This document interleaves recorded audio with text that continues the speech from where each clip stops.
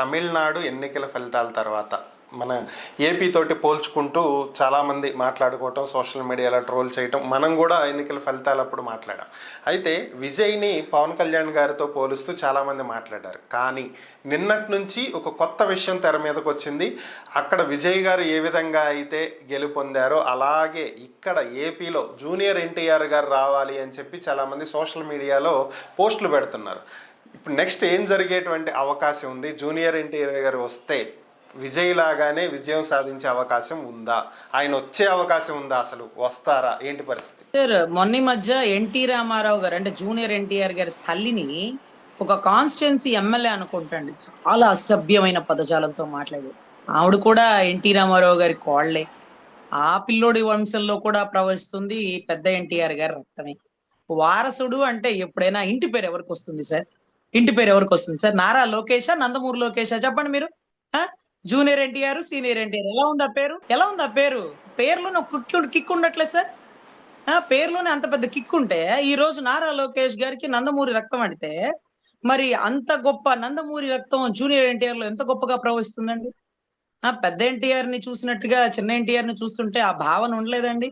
అదే జూనియర్ ఎన్టీఆర్ కి మెడల మీద ఎక్కించుకొని కొడాలని, ఒళ్ళో కూర్చోబెట్టుకునే వల్లభనేని వంశీ, వీళ్ళందరూ ఎంత ప్రేమగా ఎందుకు చూసినారంటే చంద్రబాబు గారి కోసం కాదు సార్, హరికృష్ణ గారి మీద ప్రేమతో, పెద్ద ఎన్టీఆర్ గారి మీద ప్రేమతో.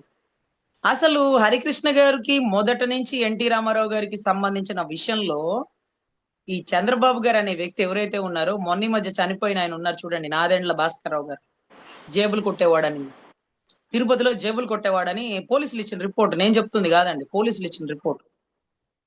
ఆ ట్రాన్స్ఫర్ చేస్తే ఇంట్లో బియ్యం వచ్చింది, లేకపోతే ఆ ప్రమోషన్ ఇస్తే ఇంట్లో సరుకులకు వస్తే ఇంట్లో ఆడోళ్ళు తిడుతున్నారు సార్ అని, లేకపోతే వెన్నపోస్తే ఇచ్చాడనే వ్యక్తికి ఎమ్మెల్యే టికెట్ ఇచ్చారు బుచ్చయ్య చౌదరి గారికి. ఇవన్నీ కూడా స్వయాన నాదెండ్ల భాస్కర్ రావు గారు చెప్పినటువంటి మాటలు సార్. సార్, ఇక్కడ ప్రయారిటీ ఎవరికి ఇవ్వాలి అని వస్తే నారా లోకేషా లేకపోతే జూనియర్ ఎన్టీఆర్ అనేటప్పటికి మనసంతా కొడుకు బిడ్డే వారసుడు, ఇంటి పేరు నిలబెట్టాడు, మళ్ళీ జెండా ఎగరేస్తే నారా లోకేష్ కంటే నందమూరి లోకేష్ అయితే బాగుండు కదా. అలా రాసుకోవడానికి లేదు కదా. కానీ నందమూరి ఆవిడెవరు, మన ఏదైతే చంద్రబాబు గారి భార్య నందమూరి అని ఆవిడ పెట్టుకోవచ్చు సార్, ఎందుకంటే తండ్రి పేరు కదా అని. తాత పేరు కదా నేను పెట్టుకోవడానికి లేదు కదా, లేదు కదా. అలా అయితే పాప ఆయన ఎవరు, బాలకృష్ణ గారి కొడుకు రావాలి. ఆ బాలకృష్ణ గారి కొడుకు దగ్గర అంత టాలెంట్ ఉందా? బాలకృష్ణ గారి దగ్గర అంత టాలెంట్ ఉందా?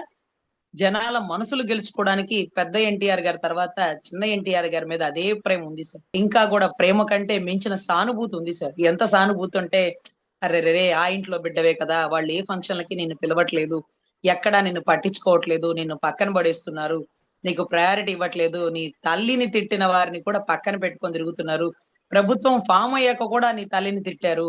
ఎంత దారుణం అబ్బా. మరి అందరి కుటుంబాలలో అదేంటది, ఆ అమ్మాయి షర్మిల అమ్మాయి ఏం చేసింది, విజయమ్మకి ఏం గౌరవం ఇచ్చినారన్నారే, ఆ బిడ్డ నీ ఇంటి బిడ్డే కదా. ఏ మీటింగ్ లో వచ్చినాడు, ఏ ఫంక్షన్ లో వచ్చినాడు, ఏ ఫంక్షన్ లో వచ్చినాడు, నీ ఇంట్లో ఏ ఫంక్షన్ కన్నా పిలిచినావా?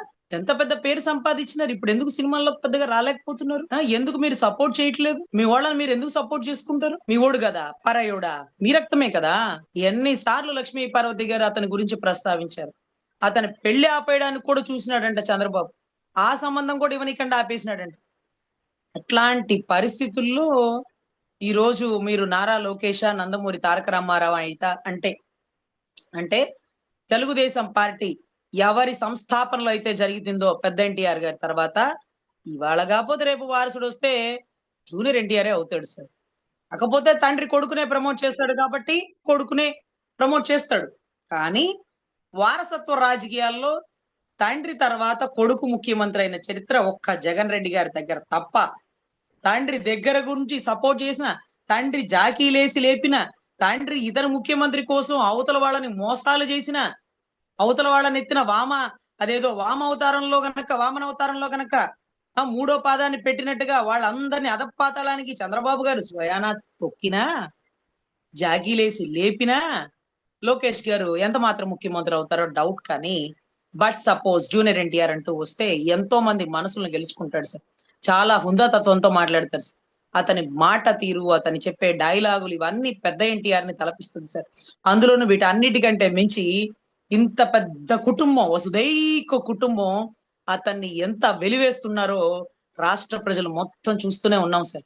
చాలా బాధ అనిపించింది సార్ అతన్ని చూస్తున్నప్పుడు. ఏ ఫంక్షన్ లో అయినా చూసినప్పుడు కూడా అతని ఒంటరి ప్రయాణంలో భలే బాధ అనిపిస్తుంది. సో ఎనీవే భగవంతుడు అతనికి అంత శక్తి ఇవ్వాలని, తన తాత బ్లెస్సింగ్స్, తన తండ్రి బ్లెస్సింగ్స్ ఎప్పుడు తనకు ఉంటాయని, ఏదో ఒక రోజు రాజకీయాల్లోకి రావాల్సి వస్తే తెలుగుదేశం జెండాని ఎగరవేయగల సమర్థుడు, అంటే ఏ కుట్ర కోణాలు లేకుండా మన విజయ్ లాగా, తమిళనాట విజయ్ లాగా ఒకవేళ చెయ్యగలిగితే అది జూనియర్ ఎన్టీఆర్ వల్ల సాధ్యం అవుతుంది. అదే ఇంటి పేరు ట్రావెల్ అవుతుంది కాబట్టి అదే సానుభూతి తెలుగుదేశం వాళ్ళకు కూడా 100లో 40% వాళ్ళైనా ఆయన అభిమానులు ఉంటారని భావిస్తున్నాను.